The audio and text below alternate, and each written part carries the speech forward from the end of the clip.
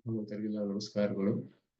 ಶ್ರೀನಿವಾಸೇತಿ ಶ್ರೇಷ್ಠದಯಾ ಪಾತ್ರಂ ಗುಣಾನ್ವಿತಃ ಕೌಶಿಕೋನಂತರಂಗಾರ್ಯಶ್ಚಿರಂ ವಿಜೇತಾಂ ಭುವಿ ನ್ಯಸ್ತಾತ್ಮೀಯಭರಂ ವರಪ್ರದ ಗುರೋ ವೈರಾಗ್ಯ ಭಾಗ್ಯೋ ದಧೌ ವೇದಾಂತಾಮೃತಸಾರವಂತಮನಗಾತೃ ಶ್ರೀನಿವಾಸಾದ್ ಗುರೋಃ ಶ್ರೀಶೈಲಾನ್ವಯಕೌಸ್ತುಭಸ್ಸಿತನಯಂ ಶ್ರೇಯೋನಿಧೇ ಶ್ರೀನಿಧೇಃ ವಂದೇ ಸಾಧುಕಟಾಕ್ಷಕೇಳಿನಿಲಯಂ ಶ್ರೀಕೃಷ್ಣಸದ್ದೇಶಿಕಂ श्रीवासरंगपरकालमुनित्रयाप्तलक्ष्मात्मरक्षणेति त्वयिगागमान्तम् आचार्यभक्तिपरिपूतमनर्घशीलं गोपालदेशिकमुनिं गुरुमाश्रयामः।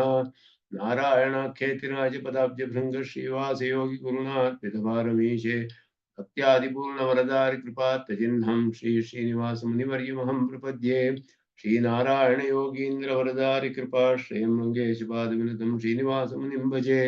श्रीकृष्ण ब्रह्मतंत्रोत्तम गुरु करुणावाप्त चक्रांक भाष्यम वैराग्याचारवार्धो वरदपदमुखे लक्ष्मणेऽन्यस्तभारम् श्रीवागीशात्ततुर्यं षठरिपुयतिराट् वेदचूडार्यमूर्तिं नूत्नं श्रीरङ्गनाथं कलिर्पुमनखं ब्रह्मतन्त्रं श्रयामः। श्रीतुरगवदनपादु सन्ततपरिचरणमात्र परमार्थः जेतु श्रीमान् अभिनवरङ्गेन्द्र ब्रह्मतन्त्रपरकालः श्रीमान् वेङ्कटनाथार्य कवितार्किककेसरी वेदान्ताचार्यवर्त्यो मे सन्निधत्तां सदा हृदि यो नित्यमच्युतपदाम्बुजयुग्मरुक्मव्यामोहतस्तरितराणि दिनाय मेने अस्मद्गुरोर्भगवतोऽस्य देकसिन्धो रामानुजस्य चरणौ शरणं प्रपद्ये। इन्द्रकृतभाष्यार्थाय व्याख्यानेन दर्शिताः परं सुदर्शनार्यं तं वन्दे कुरकुलाधिपम् वरदं द्विरदाद्रीशं श्रीनिधिं करुणानिधिं शरण्यं शरणं यामि प्रणतार्तिहरं हरिं वैरन्तस्तमश्छेदी ज्योतिर्वन्दे सुदर्शनं येनाव्याहतसङ्कल्पं वस्तुलक्ष्मीधरं विदुः सम्यं न्यायकलापेन महता भारतेन चाउपबृंहितवेदाय नमो व्यासाय विष्णवे तस्मै रामानुजार्याय नमः परमयोगिने यश्रुतिस्मृतिसूत्राणामन्तर्ज्वरमशीशमत् वन्देऽहं वरदार्यं तं वत्साविजनभूषणं भाष्यां सञ्जीवयति मामपि प्रपद्ये प्रणवाकारं भाष्यं रङ्गमिवापरं परस्य ब्रह्मणो यत्र शेषित्वं स्फुटमीक्ष्यते श्रुत्यन्तेषु श्रुतं भाष्ये मतं ध्यातं मृतं भुजे लक्ष्मीपतिं प्रपद्येऽहं दृष्टं श्रीरङ्गधामनि प्रमाणं च प्रमेयं च प्रमातारश्च सात्विकाः जयन्तु क्षपितारिष्टं सह सर्वत्र सर्वदा अविस्मृता सुगम्भीरा रामानुजमुनेर्गिरः दर्शयन्तु प्रसादेन सम्भामखिलं दृढं श्रीरङ्गेशाज्ञया लब्धव्याससंज्ञं सुदर्शनं वाचा विजयिनः पुत्रं भाष्यभक्तिरुचूचुरत् गुरुभ्योऽर्थश्रुतशब्दैः तत्प्रयुक्तैश्च योजितः सौकर्याय बुभुत्सूनां सङ्कलय्य प्रकाश्यते तत्कृत्स्नं वेत्ति भाष्यार्थं सुधांशस्थिते कृतिः आढ्यैकाकणिके वैशानोपेक्ष्या भाष्यवित्तमैः भाष्यं चेद्व्यवृणोत्संयतिपतिर्व्याख्यानवाचां तथा गाम्भीर्यादनवस्थितिर्मितमतिः दूरे जनस्तद्गिरां पृष्ठवय कथमीश्वरस्यैनप्रत्यक्षरूपो दृशां तद्भाष्यं स च भाष्यकृत् स च हरिः सम्यक् प्रसीदन्तु नः। ॐ शन्नो मित्रशं वरुणः शन्नो भवत्वर्यमा शन्न इन्द्रो बृहस्पतिः शन्नो विष्णुरुक्रमः नमो ब्रह्मणे नमस्ते वायो त्वमेव प्रत्यक्षं ब्रह्मासि त्वामेव प्रत्यक्षं ब्रह्म वदिष्यामि ऋतं वदिष्यामि सत्यं वदिष्यामि तन्मामवतु तद्भक्तारमवतु अवतु माम् अवतु भक्तारम्। ॐ शान्ति शान्ति शान्तिः। अखिलभुवन जन्मस्थेम भङ्गादिलीलैर्नतविधभूतव्रातरक्षैकदीक्षे श्रुतिशिरसि विदीप्ते ब्रह्मणि श्रीनिवासे भवतु मम परस्मिन् चेमुषी भक्तिरूप पाराशर्यवचस्सुधामुपनिषद्दुग्धाब्धिमध्योद्धृतां संसाराग्निविदीपनं व्यपगतप्राणात्मसञ्जीविनीं पूर्वाचार्यसुरक्षितां बहुमतिव्याघातदूरस्थितामानीतां तु निजाक्षरैः सुमनसो भौमाप्यपन्त्वन्वहम्। रामानुजाय नमः।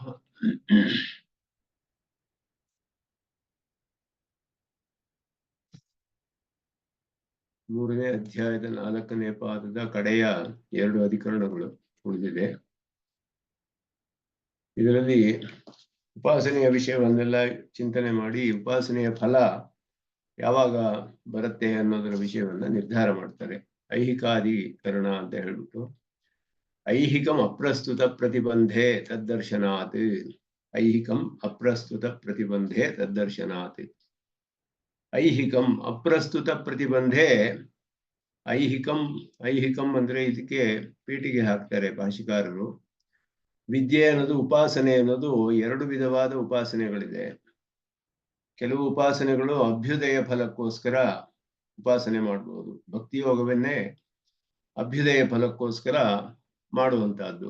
ಅದಕ್ಕೆ ಐಹಿಕ ಎಂಬಂತೆ ಹೆಸರು. ಅದಕ್ಕೆ ಅಭ್ಯುದಯ ಫಲಕ್ಕೋಸ್ಕರ ಮಾಡುವ ಉಪಾಸನೆಗಳು ಅಂತ ಅರ್ಥ. ಕೆಲವು ಮುಕ್ತಿ ಫಲ ಮುಕ್ತಿಗೋಸ್ಕರವೇ ಮೋಕ್ಷ ಫಲವನ್ನು ಕೊಡುವಂತಹ ಉಪಾಸನೆ. ಎರಡು ವಿಧವಾದ ಉಪಾಸನೆಗಳಿದೆ. ಅಭ್ಯುದಯ ಫಲಕ್ಕೆ ಕೊಡುವ ಉಪಾಸನೆ, ಮುಕ್ತಿ ಫಲಕ್ಕೆ ಮಾಡುವಂತಹ ಉಪಾಸನೆಗಳು. ಇಲ್ಲಿ ಐಹಿಕಂ ಅನ್ನೋದ್ರಿಂದ ಅಭ್ಯುದಯಕ್ಕೆ ಮಾಡುವುದಕ್ಕೆ ಮಾಡುವ ಉಪಾಸನೆಯು ಹೇಳಲ್ಪಟ್ಟಿದೆ. ಈ ಐಹಿಕ ಅನ್ನೋದಕ್ಕೆ ಒಂದು ವಿಶೇಷವಾದ ಅರ್ಥವಿದೆ. ಇಲ್ಲಿ ಎರಡು ಅರ್ಥಗಳನ್ನೇ ಹೇಳ್ಬೋದು ಐಹಿಕ ಅನ್ನೋದಕ್ಕೆ. ಇಹ ಭವ ಅಂತ ಇಲ್ಲಿಯೇ ಆಗುವಂತಹದ್ದು ಅಂತ ಅರ್ಥ ಐಹಿಕ ಅಂತ ಹೇಳಿದ್ರೆ. ಇಹ ಅನ್ನೋದಕ್ಕೆ ಏನ್ ಅರ್ಥ ಹೇಳ್ಬೇಕು? ಈ ಲೋಕ ಅಂತ ಹೇಳ್ಬೇಕೆ, ಈ ಜನ್ಮ ಅಂತ ಹೇಳ್ಬೇಕು? ಎರಡು ಅರ್ಥವನ್ನು ಹೇಳ್ಬೋದು. ಐಹಿಕ ಅಂದ್ರೆ ಇಹಭವಂ ಅಂತ ಹೇಳಿದ್ರೆ ಇಲ್ಲಿ ಈ ಲೋಕದಲ್ಲಿ ಉಂಟಾಗೋದೆ ಅಥವಾ ಈ ಜನ್ಮದಲ್ಲಿ ಉಂಟಾಗೋದೆ ಅಂತ ಎರಡು ಅರ್ಥ ಹೇಳ್ಬೋದು. ಎರಡಕ್ಕೂ ಬೇರೆ ಬೇರೆಯಾದ ಅರ್ಥ ಬರುತ್ತೆ. ಈ ಲೋಕದಲ್ಲಿ ಇವಾಗ ಕೆಲವು ಉಪಾಸನೆಗಳಿದೆ. ಕಾರೀರಿ ಮೊದಲಾದ ಕಾರೀರಿ ಇಷ್ಟಿ ಅಂತ ಹೇಳ್ತಾರೆ. ಮಳೆ ಬರುವುದಕ್ಕೋಸ್ಕರ ಮಾಡೋದು. ಅದು ಇಲ್ಲಿಯೇ ಬರುವಂತಹದ್ದು, ಈ ಲೋಕದಲ್ಲಿ ಆಗುವಂತಹದ್ದು ಐಹಿಕ ಅಂತ ಹೇಳಲ್ಪಡುತ್ತೆ. ಸ್ವರ್ಗಾದಿ ಫಲಗಳು ಆಮುಷ್ಮಿಕ ಅಂತ ಹೇಳಲ್ಪಡುತ್ತೆ. ಅಂತ ಹೇಳಿದ್ರೆ ಇನ್ನೊಂದು ಜನ್ಮದಲ್ಲಿ ಪಡೆಯುವಂತಹದ್ದು, ಬೇರೆ ಜನ್ಮದಲ್ಲಿ ಪಡೆಯುವಂತಹದ್ದು. ಲೋಕವು ಬೇರೆಯೇ, ಆ ರೀತಿ ಹೇಳಿದೆ. ಆದರೆ ಇಲ್ಲಿ ಅದರಲ್ಲಿಯೂ ಕೂಡ ಬೇರೆ ಜನ್ಮ ಅಂತಾನೆ ಅರ್ಥ. ಸ್ವರ್ಗಾದಿ ಫಲಗಳಿಗೂ ಬೇರೆ ಲೋಕ ಅನ್ನೋದಕ್ಕಿಂತ ಬೇರೆ ಜನ್ಮ ಅನ್ನುವುದೇ ಅರ್ಥ ಆಮುಷ್ಮಿಕ ಅಂತ ಹೇಳೋದು. ಯಾಕೆ ಅಂದ್ರೆ ಪಶುಪುತ್ರಾದಿಗಳಿಗೂ ಕೂಡ ಯಾಗಗಳನ್ನು ಮಾಡ್ತಾರೆ. ಪಶುಪುತ್ರಾದಿ ಯಾಗಗಳು ಮಾಡುವಾಗ ಅದು ಕೂಡ ಪ್ರತಿಬಂಧಕವಿದ್ರೆ ಈ ಜನ್ಮದಲ್ಲಿ ಬರೋದಿಲ್ಲ. ಈ ಜನ್ಮದಲ್ಲಿ ಬರದೆ ಹೋದ್ರೆ ಅದು ಐಹಿಕ ಫಲವಾಯಿತು. ಐಹಿಕ ಫಲವಾದದ್ದು ಸ್ವರ್ಗಾದಿ ಲೋಕಗಳಲ್ಲಿ ಬರಕ್ ಸಾಧ್ಯವಿಲ್ಲ. ಆದ್ದರಿಂದ ಇನ್ನೊಂದು ಜನ್ಮದಲ್ಲಿ ಈ ಲೋಕದಲ್ಲಿಯೇ ಬರಬೇಕು. ಅದು ಐಹಿಕ ಫಲ ಅಂತಾನೆ ಹೇಳಲ್ಪಟ್ಟಿದೆ. ಆದ್ದರಿಂದ ಐಹಿಕಕ್ಕೆ ಈ ಜನ್ಮ, ಆದ್ದರಿಂದ ಇನ್ನೊಂದು ಜನ್ಮದಲ್ಲಿ ಬರೋದು ಅದು. ಆದ್ದರಿಂದ ಈ ಜನ್ಮ ಅಂತಾನೆ ಅರ್ಥ. ಆಮುಷ್ಮಿಕ ಅನ್ನೋದು ಇನ್ನೊಂದು ಜನ್ಮ. ಅದನ್ನ ಇಲ್ಲಿ ಸ್ವಲ್ಪ ವಿಚಾರ ಮಾಡಿ ನಿರ್ಧಾರ ಮಾಡ್ತಾರೆ. ಐಹಿಕ ಅನ್ನೋದಕ್ಕೆ ಈ ಜನ್ಮದಲ್ಲಿ ಅನ್ನೋದು ಅರ್ಥ ಅಂತ ಹೇಳ್ಬಿಟ್ಟು, ಅಪ್ರಸ್ತುತ ಪ್ರತಿಬಂಧೆ ಅನ್ನೋದಕ್ಕೆ ಭಾಷಿಕಾರರು ಇಲ್ಲಿ ವಿಚಾರ ಅವರೇ ಅರ್ಥವನ್ನೇ ಹೇಳ್ತಾರೆ. ಹೇಗೆ ಅದಕ್ಕೆ ಬಿಡಿಸ್ಬೇಕು ಶಬ್ದವನ್ನ ಅಂತ ಹೇಳ್ಬಿಟ್ಟು. ತತ್ರ ಅಭ್ಯುದಯ ಫಲ ಸ್ವಸಾಧನಭೂತೈ ಪುಣ್ಯಕರ್ಮಭಿಃ ಪುಣ್ಯಕರ್ಮ ಅನಂತರಮೇವ ಉತ್ಪದ್ಯತೆ ಉತ ಅನಂತರಂ ಕಾಲಾಂತರೇ ವಾ ಇತಿ ಅನಿಯಮಃ ಇತಿ ಸಂಶಯ. ಈ ಅಭ್ಯುದಯ ಫಲವಾದ ಉಪಾಸನೆ, ಅಭ್ಯುದಯ ಫಲ ವಿದ್ಯಾ ಅಂತ ಅರ್ಥ. ಅಭ್ಯುದಯ ಫಲವನ್ನು ಅಂದ್ರೆ ಮುಕ್ತಿ ಫಲವನ್ನು ಬಿಟ್ಟು ಮಿಕ್ಕ ಫಲಗಳು ಅಭ್ಯುದಯ ಫಲಗಳು ಅಂತ ಹೇಳಲ್ಪಡುತ್ತೆ. ಮೋಕ್ಷ ಫಲವನ್ನು ಬಿಟ್ಟು ಮಿಕ್ಕ ಫಲಗಳೆಲ್ಲ ಅಭ್ಯುದಯ ಫಲಗಳು. ಅಭ್ಯುದಯ ಫಲಕ್ಕೋಸ್ಕರ ಅಭ್ಯುದಯ ಫಲವನ್ನು ಪಡೆಯುವುದಕ್ಕೆ ಸಾಧನವಾದಂತಹ ಕರ್ಮಗಳು, ಪುಣ್ಯಕರ್ಮಗಳು, ಸ್ವಸಾಧನಭೂತೈ ಪುಣ್ಯಕರ್ಮಭಿಃ ತಮಗೆ ಸಾಧನವಾದ ಪುಣ್ಯಕರ್ಮಗಳಿಂದ ಮಾಡಲ್ಪಡುವಂತಹದ್ದು. ಪುಣ್ಯಕರ್ಮ ಅನಂತರಮೇವ ಉತ್ಪದ್ಯತೆ, ಆ ಕರ್ಮ ಮಾಡಿದ ತಕ್ಷಣವೇ ಫಲ ಬಂದುಬಿಡುತ್ತೆ. ಉತ ಅನಂತರಂ ಅಂದ್ರೆ ಈ ಜನ್ಮದಲ್ಲಿಯೇ ಬರುತ್ತೆ ಅಂತ ಅರ್ಥ. ಅನಂತರಂ ಅಂದ್ರೆ ಇಹ ಜನ್ಮನಿ, ಐಹಿಕ ಅನ್ನೋದಕ್ಕೆ ಅರ್ಥ ಇದು. ಉತ ಅನಂತರಂ ಇಲ್ಲ ಈ ಜನ್ಮದಲ್ಲಿ ಬೇರೆ ಯಾವುದೋ ಸಮಯದಲ್ಲಿ ಬರುತ್ತೆಯೇ, ಇಲ್ಲ ಬೇರೆ ಯಾವುದೋ ಕಾಲದಲ್ಲಿ ಬರುತ್ತೆಯೇ ಅನ್ನೋದು, ಅಥವಾ ಈ ರೀತಿ ನಿಯಮವೇ ಇಲ್ಲವೇ ಅನ್ನೋದು ಸಂಶಯ. ಸಂಶಯ ಅಂದ್ರೆ ಈ ನಿಯಮವಿದೆಯೇ ಇಲ್ಲವೇ, ಹೀಗೆಯೇ ಆಗ್ಬೇಕು, ಫಲ ಇಂಥ ಕಾಲದಲ್ಲಿಯೇ ಬರಬೇಕು, ಕಾಲ ನಿಯಮವಿದೆಯೇ ಅಂತ ಹೇಳಿದ್ರೆ ಇಲ್ಲ, ಇದೆಯೇ ಅನ್ನೋದು ಇಲ್ಲಿ ನಿಶ್ಚಯ ಮಾಡ್ತಾರೆ. ಪೂರ್ವಕೃತೈ ಪುಣ್ಯಕರ್ಮಭಿಃ ಇಹ ವಿದ್ವಾನ್ ಜಾಯತೆ, ಹಿಂದೆ ಮಾಡಿದಂತಹ ಪುಣ್ಯಕರ್ಮಗಳಿಂದ ಒಬ್ಬ ಇಲ್ಲಿ ಹುಟ್ಟಿದ್ದಾನೆ ವಿದ್ವಾನ್. ಅವನು ಯಥೋಕ್ತಂ ಭಗವತ ಚತುರ್ವಿಧ ಭಜಂತೆ ಮಾಂ ಜನಾಃ ಸುಕೃತಿನೋರ್ಜುನ ಇತಿ. 4 ವಿಧವಾದ ಭಕ್ತರು ಅಂತ ಹೇಳಿ ಎಲ್ಲ ಸುಕೃತಿಗಳು ಅಂತ ಹೇಳಿದ್ರು. 4 ವಿಧ ಭಕ್ತರು ಜನಗಳು ನನ್ನನ್ನ ಉಪಾಸನೆ ಮಾಡ್ತಾರೆ. ಭಜಂತೆ ಅಂದ್ರೆ ಉಪಾಸನೆ ಮಾಡ್ತಾರೆ ಅಂತ ಭಕ್ತಿಯೋಗವನ್ನು ಮಾಡ್ತಾರೆ. ಅವರೆಲ್ಲರೂ ಸುಕೃತಿಗಳು ಅಂತ ಪರಮಾತ್ಮ ಹೇಳ್ದ. ಸುಕೃತಿನಃ, ಯಾಕೆಂದ್ರೆ ಪರಮಾತ್ಮನನ್ನೇ ಆಶ್ರಯಿಸಿದ್ದರಿಂದ. ಆ ಸಾಧನವು ಪೂರ್ಣವಾದರೆ ಸಾಧನೆ ನಿರ್ವೃತ್ತೆ, ಪೂರ್ಣವಾದರೆ ವಿಳಂಬ ಹೇತು ಅಭಾವಾತ್ ಅನಂತರಮೇವ. ಅದರಿಂದ ಆ ಸಾಧನ ಮುಗಿಯಿತು ಅಂದ್ರೆ, ಕರ್ಮ ಮುಗಿದ್ರೆ, ವಿಳಂಬ ಇಲ್ಲದೆ ಹೋದ್ರೆ, ವಿಳಂಬಕ್ಕೆ ಯಾವ ಕಾರಣವೂ ಇಲ್ಲದೆ ಫಲವು ತಕ್ಷಣವೇ ಬರಬೇಕು ಅಂತ ಪೂರ್ವ ಪಕ್ಷವಾದ್ರೆ ಇತಿ ಉಚ್ಯತೆ ಐಹಿಕಂ ಅಪ್ರಸ್ತುತ ಪ್ರತಿಬಂಧೆ ಇತಿ. ಐಹಿಕಂ ಅಂತ ಹೇಳಿದ್ರೆ ಅಭ್ಯುದಯ ಫಲಂ ಉಪಾಸನಂ ಅಂತ ಅರ್ಥ. ಐಹಿಕ ಫಲವಲ್ಲ, ಐಹಿಕ ಫಲವನ್ನು ಕೊಡುವ ಉಪಾಸನೆ ಅಂತ ಅರ್ಥ. ಐಹಿಕ ಅಂದ್ರೆ ಅಭ್ಯುದಯ ಫಲಕ್ಕೆ ಸಾಧನವಾದ ಉಪಾಸನೆ. ಐಹಿಕ ಫಲಂ ಉಪಾಸನಂ. ಅಪ್ರಸ್ತುತ ಪ್ರತಿಬಂಧೆ, ಈ ಶಬ್ದಕ್ಕೆ ಹೇಗೆ ನಾವು ಅರ್ಥ ಮಾಡಬೇಕು ಅಂದ್ರೆ, ಅಪ್ರಸ್ತುತೆ ಪ್ರಬಲ ಕರ್ಮಾಂತರ ಪ್ರತಿಬಂಧೆ ಅಸತಿ ಅನಂತರಂ ಅಂತ ಅರ್ಥ.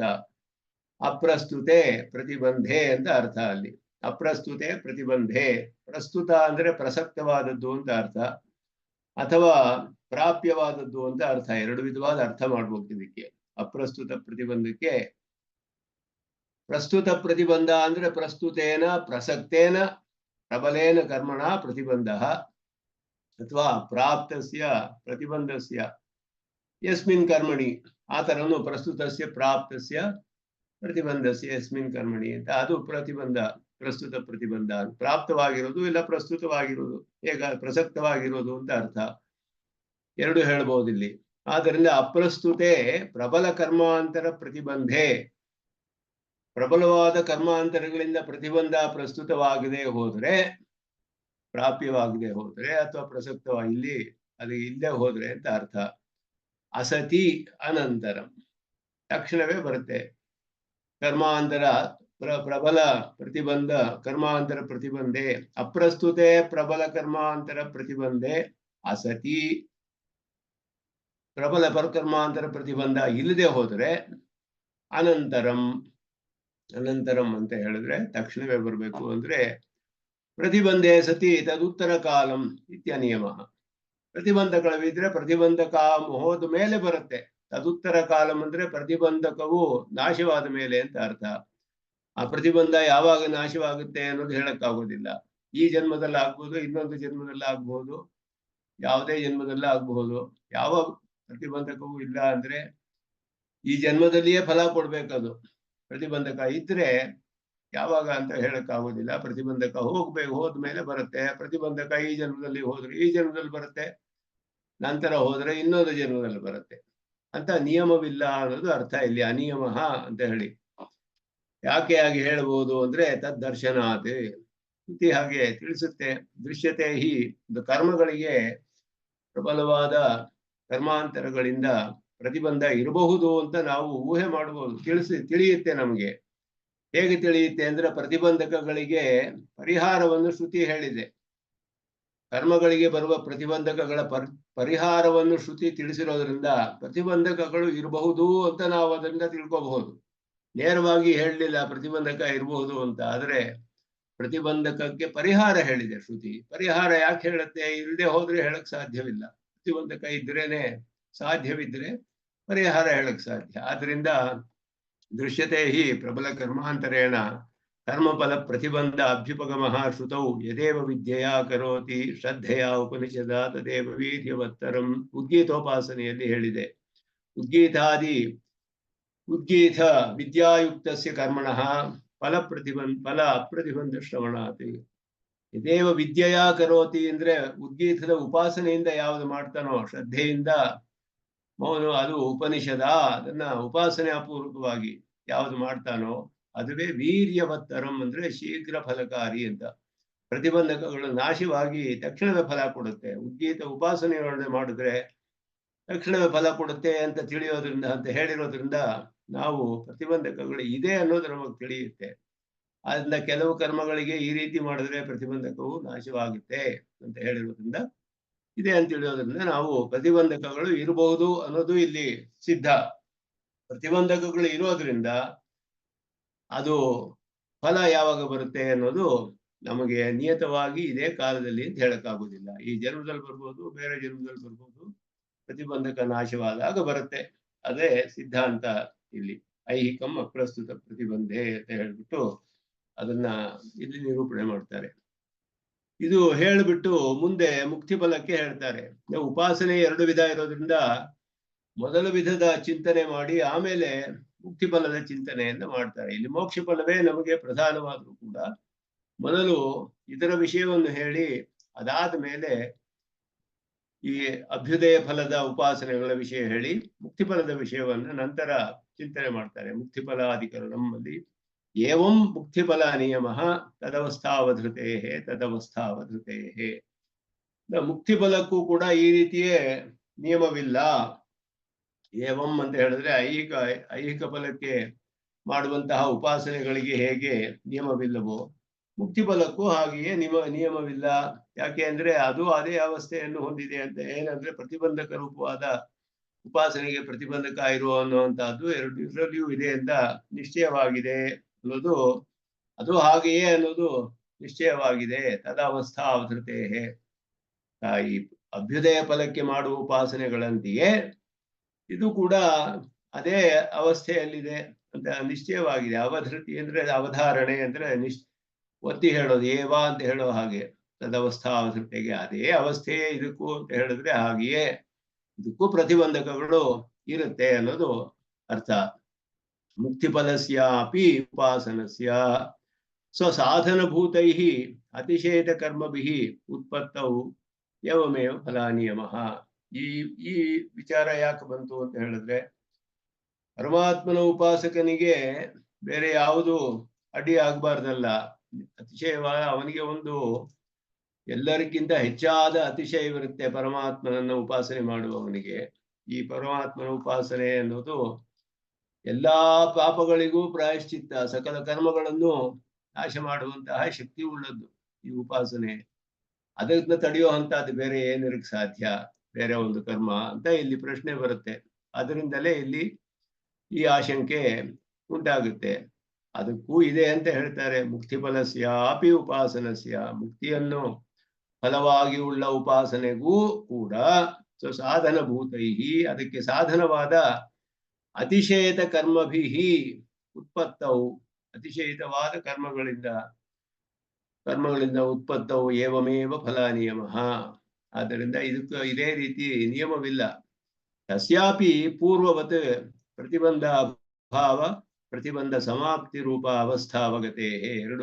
ಎರಡು ಅವಸ್ಥೆಗಳು ಅದಕ್ಕೂ ಉಂಟಾಗುತ್ತೆ. ಪ್ರತಿಬಂಧಕ ಇರೋದು, ಪ್ರತಿಬಂಧಕ ಇಲ್ಲದೆ ಇರೋದು.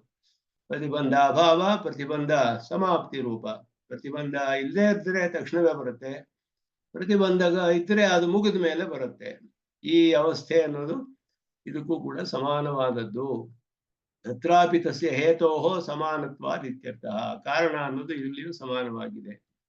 ಪ್ರತಿಬಂಧ ಇರುತ್ತೆ, ಇದಿರಬಹುದು, ಇದ್ರೆ ಆ ಪ್ರತಿಬಂಧ ಹೋದ ಮೇಲೆ ಬರುತ್ತೆ, ಇಲ್ಲದೆ ಹೋದ್ರೆ ತಕ್ಷಣವೇ ಬರುತ್ತೆ. ಇದೆಯೋ ಇಲ್ವೋ ಅನ್ನೋದು ನಮಗ್ ತಿಳಿಯೋದಿಲ್ಲ. ಆದರೆ ಇದ್ರೆ ವಿಳಂಬವಾಗಬಹುದು, ಇಲ್ಲದೆ ಹೋದ್ರೆ ತಕ್ಷಣವೇ ಬರ್ಬೋದು ಅನ್ನೋದೇ ಅರ್ಥ ಇಲ್ಲಿ. ಸರ್ವೇಭ್ಯ ಕರ್ಮಭ್ಯ ಮುಕ್ತಿಫಲ ವಿದ್ಯಾ ಸಾಧನಸ್ಯ ಕರ್ಮಣಃ ಪ್ರಬಲತ್ವಾತ್. ಎಲ್ಲಾ ಕರ್ಮಗಳಿಗಿಂತಲೂ ಮುಕ್ತಿಫಲ ವಿದ್ಯಾ ಸಾಧನಸ್ಯ, ಮುಕ್ತಿಫಲವನ್ನು ಕೊಡುವ ಉಪಾಸನೆಗೆ ಸಾಧನವಾಗಿರುವ ಕರ್ಮ ಅನ್ನೋದು ಪ್ರಬಲತ್ವಾತ್, ಬಹಳ ಪ್ರಬಲವಾದ್ದರಿಂದ ಪ್ರತಿಬಂಧ ಅಸಂಭವ, ಪ್ರತಿಬಂಧವು ಇರಲೇಬಾರದು. ಇತಿ ಅಧಿಕಾಶಂಕ. ಇರಲೇಬಾರ್ದಲ್ಲ, ಇದುವೇ ಇಲ್ಲಿ ಅಧಿಕವಾದ ಶಂಕೆ. ಅಂದ್ರೆ ಉಪಾಸನೆ ಆರಂಭಿಸುವುದೇ ಇಲ್ಲ ಅಂತ ಅರ್ಥ. ಇದಕ್ಕೆ ಉಪಾಸನೆಯೇ ಆರಂಭಿಸಕ್ಕಾಗೋದಿಲ್ಲ ಅವನಿಗೆ, ಉಪಾಸನೆ ನಿಷ್ಪತ್ತಿಯೇ ಆಗುವುದಿಲ್ಲ. ಉಪಾಸನೆ ಆರಂಭಿಸಿಬಿಟ್ರೆ ಉತ್ತರ ಪೂರ್ವಾಭಯೋ ಅಶ್ಲೇಷ ವಿನಾಶ ಆಗ್ಬಿಡುತ್ತೆ. ಅದಕ್ಕೆ ಪ್ರತಿಬಂಧಕಗಳಿರುತ್ತೆ ಅಂತ ಇಲ್ಲಿ ಅರ್ಥ. ಅದಕ್ಕೆ ಇಲ್ಲಿ ಬ್ರಹ್ಮವಿಧ ಪಚಾರಾಣ ಅಂತ ಹೇಳಿದ್ರು. ತತ್ರಾಪಿ ಬ್ರಹ್ಮವಿಧ ಪಚಾರಾಣ ಪೂರ್ವಕೃತಾನಾಂ ಪ್ರಬಲಾನಾಂ ಸಂಭವಾತಿ. ಪ್ರಬಲವಾದ ಹಿಂದೆ ಮಾಡಿದ ಬ್ರಹ್ಮವಿಧ ಅಪಚಾರಗಳು, ಇಂತಹ ಒಬ್ಬ ಉಪಾಸಕ ಸಾಧನ ಸಪ್ತಕಗಳಿರುತ್ತೆ, ಅವನಿಗೆ ಶಮದಮಾದಿಗಳೇ ಎಲ್ಲವನ್ನು ಮಾಡ್ತಾ ಇರ್ತಾನೆ, ಉಪಾಸನೆಯನ್ನು ಆರಂಭಿಸ್ತಾ ಇರ್ತಾನೆ. ಕರ್ಮಯೋಗ ಜ್ಞಾನಯೋಗ ಮಾಡಿ ಆತ್ಮ ಸಾಕ್ಷಾತ್ಕಾರ ಮಾಡಿಕೊಂಡವನು. ಇಂತಹವನಿಗೆ ಈ ರೀತಿ ಬರಬಹುದೇ ಅಂದ್ರೆ ಇದಕ್ಕೆ ಮೊದಲೇ ಮಾಡಿರ್ಬಹುದು, ಹಿಂದಿನ ಜನ್ಮಗಳಲ್ಲಿ ಇರಬಹುದು. ಯಾವಾಗ ಮಾಡಿರ್ತಾನೆ ಅಂತ ಹೇಳಕ್ಕಾಗೋದಿಲ್ಲ. ಬ್ರಹ್ಮವಿದ ಉಪಚಾರ ಅನ್ನೋದು ಆಗಿರಬಹುದು. ಬ್ರಹ್ಮವಿದ ಉಪಚಾರಾಣಾಂ ಪೂರ್ವಕೃತಾನಾಂ ಪ್ರಬಲಾನಾಂ ಸಂಭವಾತೆ ಪ್ರತಿಬಂಧ ಸಂಭವ ಇತಿ ಪರಿಹಾರ. ಅಂದ್ರೆ ಇರಬಹುದು ಪ್ರತಿಬಂಧಗಳು ಅಂತ ಹೇಳ್ತಾರೆ. ಅಂದ್ರೆ ಪರಮಾತ್ಮನಿಗೆ ಅಪಚಾರ ಮಾಡೋಕ್ಕಿಂತ ಅವನ ಭಕ್ತರಿಗೆ ಅಪಚಾರ ಮಾಡಿದ್ರೆ ಇನ್ನೂ ದೊಡ್ಡ ಅಪರಾಧ ಅಂತ ಅರ್ಥ ಇಲ್ಲಿ. ಪರಮಾತ್ಮನ ವಿಷಯದಲ್ಲಿ ಇವನಿಗೆ ಪ್ರೀತಿಯಿಂದ ಧ್ಯಾನ ಮಾಡ್ತಾ ಇರಬಹುದು, ಆದರೆ ಅವರ ಭಕ್ತರ ವಿಷಯದಲ್ಲಿ ಅಪಚಾರ ಮಾಡಿದ್ರೆ ಇನ್ನೂ ದೊಡ್ಡ ಪಾಪ. ಅದು ಬ್ರಹ್ಮವಿದ ಅಪಚಾರಾಣಾಂ ಅಂತ ಹೇಳಿದ್ರು. ಅದು ಇವನಿಗೆ ಅಡ್ಡಿಯಾಗತ್ತೆ, ಅದರಿಂದ ವಿಳಂಬವಾಗುತ್ತೆ ಅಂತ ಹೇಳ್ಬಿಟ್ಟು. ಆದ್ರಿಂದ ಪ್ರತಿಬಂಧಕ ಅನ್ನೋದು ಇರಬಹುದು, ಪ್ರತಿಬಂಧವಿದ್ರೆ ವಿಳಂಬವಾಗುತ್ತೆ ಉಪಾಸನೆ ಅನ್ನೋದು ಇಲ್ಲಿ ಹೇಳ್ತಾರೆ. ಅದನ್ನ ಅದುವೇ ಇಲ್ಲಿ ಪ್ರಧಾನವಾಗಿ ಹೇಳುವಂತಹದ್ದು. ಭಗವತ್ ಪ್ರೀತಿ ಅತಿಶಯ ಹೇತುತ್ವೇನ ಇಲ್ಲಿ ಹೇಳಿದ್ರು ಪ್ರಾಬಲ್ಯವಾದ್ದರಿಂದ ಪ್ರತಿಬಂಧಕ ಇರಬಾರ್ದು. ಅಂದ್ರೆ ಬ್ರಹ್ಮವಿದ ಉಪಚಾರ ಅನ್ನೋದು ಪ್ರತಿಬಂಧವಾಗುತ್ತೆ ಇದಕ್ಕೆ ಅಂತ, ಅದರಿಂದ ಪ್ರತಿಬಂಧ ಉಂಟಾಗುತ್ತೆ. ವಿರುಕ್ತಿ ಅಧ್ಯಾಯ ಪರಿಸಮಾಪ್ತಿಂ ಜ್ಯೋತಯೇತ್. 2 ಸತಿ ಹೇಳಿರೋದು ಅಧ್ಯಾಯದ ಮುಕ್ತಾಯವನ್ನ ತಿಳಿಸುವಂತಹದ್ದು. ಇದು ಅವರ ಬಾದರಾಯಣರ ಒಂದು ಉಪಯೋಗಿಸುವಂತಹ ಶೈಲಿ. ಸೂತ್ರಗಳನ್ನು ಬರೆಯೋರು ಸಾಮಾನ್ಯವಾಗಿ ಈ ರೀತಿ ಅಧ್ಯಾಯದ ಕೊನೆಯಲ್ಲಿ ಒಂದೇ ಪದವು 2 ಸತಿ ಬರುತ್ತೆ. ಬಂದ್ರೆ ಇದು ಒಂದು ಅಧ್ಯಾಯದ ಕೊನೆ ಅನ್ನೋದನ್ನ ಸೂಚನೆ ಮಾಡುತ್ತೆ. ಇಲ್ಲಿಗೆ 3ನೇ ಅಧ್ಯಾಯದ 4ನೇ ಪಾದ ಮುಗಿಯುತ್ತೆ. ಭಗವದ್ರಾಮಾನುಜ ವಿರುದ್ಧೆ ಶಾರೀರಿಕ ಮೀಮಾಂಸಾ ಭಾಷ್ಯೆ ತೃತೀಯಸ್ಯ ಅಧ್ಯಾಯಸ ಚತುರ್ಥ ಪಾದ ಸಮಾಪ್ತಶ್ಚ ಅಧ್ಯಾಯ ಇಲ್ಲಿಗೆ ಮುಗಿಯಿತು. ಈ ಅಧ್ಯಾಯದಲ್ಲಿ 4 ಪಾದದಲ್ಲಿ, ಅದರಲ್ಲಿ ಮೊದಲ 2 ಪಾದಗಳಲ್ಲಿ ಇವನಿಗೆ ವೈರಾಗ್ಯ ಪಾದ ಅಂತ ಹೇಳೋದು. ಜೀವಾತ್ಮನಿಗೆ ಜೀವನಿಗೆ ವೈರಾಗ್ಯವನ್ನು ಉಂಟು ಮಾಡಿ, ಮತ್ತೆ ಪ್ರಾಪ್ಯ ತೃಷ್ಣೆ ಅಂದ್ರೆ ಪರಮಾತ್ಮನನ್ನ ಪಡೆಯುವುದಕ್ಕೆ ಒಂದು ಆಸೆ ಉಂಟಾಗಬೇಕು ಅವನಿಗೆ. ಪ್ರಾಪ್ಯ ತೃಷ್ಣಾ ಅಂತ ಹೇಳೋದು. ವೈರಾಗ್ಯವು ಪ್ರಾಪ್ಯ ತೃಷ್ಣಾ ಅನ್ನೋದು 2 ಉಂಟಾಗಬೇಕು. ಅದೆರಡನ್ನ ಉಭಯಲಿಂಗಾಧಿಕರಣದಲ್ಲಿ ಪ್ರಾಪ್ಯ ತೃಷ್ಣೆಯನ್ನ ಎಲ್ಲ ಹೇಳಿ ಮೊದಲು 2 ಪಾದಗಳಲ್ಲಿ ವೈರಾಗ್ಯ ಪ್ರಾಪ್ಯ ತೃಷ್ಣೆ ಇದೆಲ್ಲವನ್ನು ನಿರೂಪಣೆ ಮಾಡಿ, 3ನೆಯ ಪಾದದಲ್ಲಿ ಉಪಾಸನಾ ವಿಷಯಗಳಲ್ಲಿ ಯಾವ ಉಪಾಸನೆಗಳು ಐಕ್ಯ, ಯಾವುದರಲ್ಲಿ ವಿದ್ಯಾಭೇದವಿದೆ, ಯಾವುದರಲ್ಲಿ ವಿದ್ಯೈಕ್ಯವಿದೆ, ಇದನ್ನೆಲ್ಲ ಚಿಂತನೆ ಮಾಡಿ, ಹಾಗೆಯೇ ಫಲ ಯಾವುದರಿಂದ ಬರುತ್ತೆ, ಪರಮಾತ್ಮನೇ ಫಲ ಕೊಡುವವನು, ಎಲ್ಲದಕ್ಕೂ ಒಂದೇ, ಎಲ್ಲ ಉಪಾಸನೆಗಳಿಗೂ ಒಂದೇ ಫಲ, ವಿದ್ಯೆಗಳು ಅನೇಕವಾಗಿವೆ, ಎಲ್ಲದರಲ್ಲೂ ಉಪಾಸನಾದವನು ಶ್ರೀಮನ್ನಾರಾಯಣನೇ, ಈ ವಿಷಯಗಳನ್ನೆಲ್ಲ ನಿರೂಪಣೆ ಮಾಡಿದ್ರು. ಹಾಗೆಯೇ 4ನೇ ಅಧಿಕಾರದಲ್ಲಿ ಉಪಾಸನೆಗೆ ಅಂಗವಾದ ಕರ್ಮಗಳ ವಿಚಾರವನ್ನ 4ನೇ ಪಾದದಲ್ಲಿ ವಿಚಾರ ಮಾಡಿದ್ರು. ಹೀಗೆ ಇದರ ಅಧಿಕರಣ ಸಾರಾವಳಿ ಎನ್ನುವ ಸ್ವಾಮಿ ದೇಶಿಕನ್ ಗ್ರಂಥದಲ್ಲಿ ಅದ್ಭುತವಾಗಿ ಇದರ ಒಂದು ಸಂಗ್ರಹವನ್ನ ಹೇಳ್ತಾರೆ. ಅದು ನಮ್ಮ ತಂದೆಯ ಪುಸ್ತಕದಲ್ಲಿ ಒಂದು 2-3 ಶ್ಲೋಕಗಳು, ಅದು ಸ್ಕ್ಯಾನ್ ಮಾಡಿದ್ದೇನೆ, ಅದನ್ನ ಶೇರ್ ಮಾಡ್ತೀನಿ. ಈಗ ಅದನ್ನ ಒಂದ್ಸರಿ ಸಂಗ್ರಹವಾಗಿ ನೋಡಿದ್ರೆ ನಮ್ಗೆ ಈ ಅಧ್ಯಾಯದಲ್ಲಿ ಏನೇನು ವಿಚಾರ ಮಾಡಿದ್ವಿ ನಾವು, ಅದರ ಒಂದು ಸಂಗ್ರಹವಾಗಿ ತಿಳಿಯುತ್ತೆ ನಮ್ಗೆ. ಒಂದು 2-3 ಶ್ಲೋಕಗಳನ್ನ ನೋಡಿದ್ರೆ ಇದರಲ್ಲಿ ಒಟ್ಟು ಹಿಂದಿನ ಪಾದದಲ್ಲಿ 2ನೇ ಕಡೆಯ 2 ಪಾದಗಳು ಉಪಾಸನೆಯನ್ನ ತಿಳಿಸುವಂತಹ ವಿಷಯಗಳು, ಉಪಾಸನೆ ಮತ್ತೆ ಅದರ ಅಂಗವಾದ ಕರ್ಮ.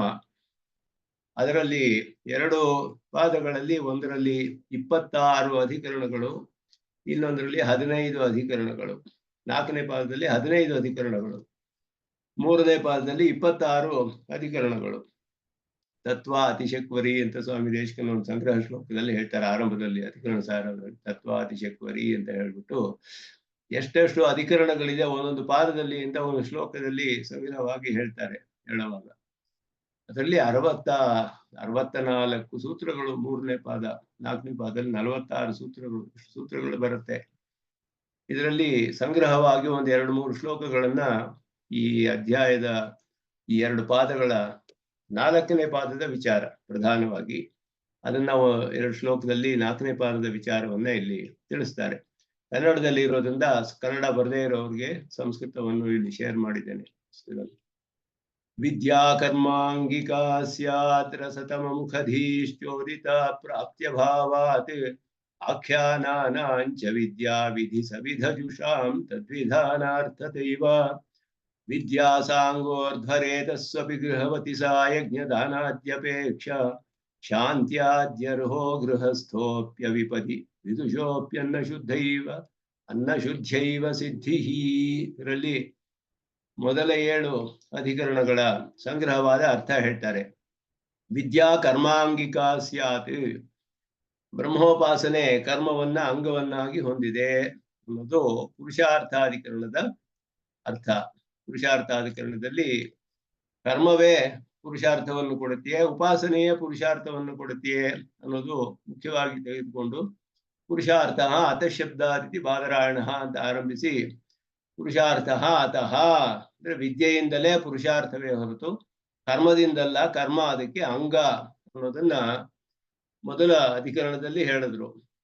ಅದಾದ ಮೇಲೆ ಉದ್ಗೀತ ಮೊದಲಾದ ಉಪಾಸನೆ ಇದೆಯಲ್ಲ, ಅದರಲ್ಲಿ ರಸತಮತ್ವ ಅಂತ ಬರುತ್ತೆ. ಅದರಲ್ಲಿ ವಿಧಿ ಅಂತ ಸ್ವೀಕಾರ ಮಾಡ್ಬೇಕೆ, ಇಲ್ಲ ಬರೀ ಅರ್ಥವಾದವೇ ಅನ್ನುವ ವಿಚಾರವನ್ನ ಅಲ್ಲಿ ಪ್ರಾಸಂಗಿಕವಾಗಿ ಬರುತ್ತೆ. ರಸತಮ ಮುಖಧೀಹಿ ಪ್ರಾಪ್ಯ ಭಾವಾತ್ ಚೋದಿತ. ರಸತಮತ್ವ ಮೊದಲಾದವುಗಳು ವಿಧಿಯೇ ಹೊರತು ಅದು ಬರೀ ಸ್ತುತಿ ರೂಪವಲ್ಲ. ಯಾಕೆ ಅಂದ್ರೆ ಅದು ಅಪ್ರಾಪ್ತವಾಗಿದೆ, ಬೇರೆ ಪ್ರಮಾಣಗಳಿಂದ ತಿಳಿದು ಬರೋದಿಲ್ಲ ಅಂತ ಹೇಳಿ ಇಲ್ಲಿ ಕೆಲವು ವಿಚಾರಗಳಲ್ಲಿ ವಿಧಿಯೇ ಇಲ್ಲವೇ ಅದು ಬರೀ ಸ್ತುತಿಯೇ ಮೊದಲಾದದ್ದು ವಿದ್ಯೆಗೆ ಸಂಬಂಧಿಸಿದಂತೆ ಕರ್ಮಗಳ ವಿಷಯದಲ್ಲಿಯೂ ಹಾಗೆ ಬರುತ್ತೆ. ಬ್ರಹ್ಮ ಸಂಸ್ಥಃ ಅದ ತ್ರಯೋ ಧರ್ಮಸ್ಕಂದಾಹ ಅಂತ ಹೇಳ್ಬಿಟ್ಟು ಪರಿವ್ರಾಜಕರು ಎಲ್ಲ ಹೇಳಿದ್ರೆ ಸನ್ಯಾಸ ಧರ್ಮ ವಿಧಿಸಿದೆಯೇ ಇಲ್ಲವೇ ಅನ್ನೋದೇ ಪ್ರಶ್ನೆ ಬರುತ್ತೆ. ಅಲ್ಲಿ ಸನ್ಯಾಸ ಧರ್ಮ ವಿಧಿ ಅನ್ನುವ ಪ್ರತ್ಯಯವಿಲ್ಲ, ವಿಧಿಸಿರೋದಿಲ್ವಲ್ಲ ಅಂತ ಪೂರ್ವ ಪಕ್ಷ. ಬರೀ ತ್ರಯೋ ಧರ್ಮಸ್ಕಂದ ಅಂತ ಹೇಳಿರೋದೆಲ್ಲ ಬರೀ ಗೃಹಸ್ಥರ ವಿಷಯವೇ, ಸನ್ಯಾಸ ಅನ್ನೋ ಇದಿಲ್ಲ ಅಂತ ಪೂರ್ವ ಮೀಮಾಂಸಕರೆಲ್ಲ ಹೇಳೋದು.